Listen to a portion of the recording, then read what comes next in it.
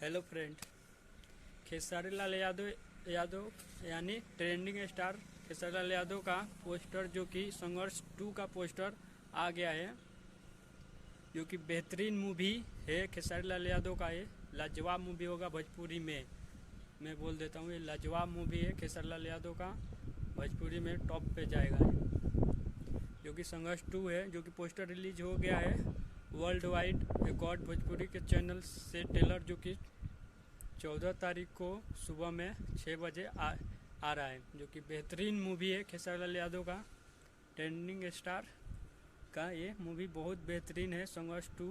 जो कि संघर्ष पार्ट 1 भी बहुत मस्त मूवी है, जो कि संघर्ष 2 में भी एक्शन से भरपूर देखने को मिलेगा खेसारी लाल यादव का, जो कि बेहतरीन मूवी है। खेसारी लाल यादव का एक्शन से भरपूर देखने को मिलेगा इस मूवी में, जो कि बहुत बेहतरीन मूवी बनाया गया है।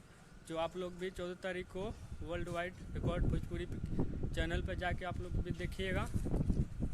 आप लोग बताइएगा कैसा मूवी है। अगले वीडियो में मैं फिर आ रहा हूँ, चैनल को सब्सक्राइब कर दीजिए। फिर मिलेंगे अगले वीडियो में। जय श्री राम।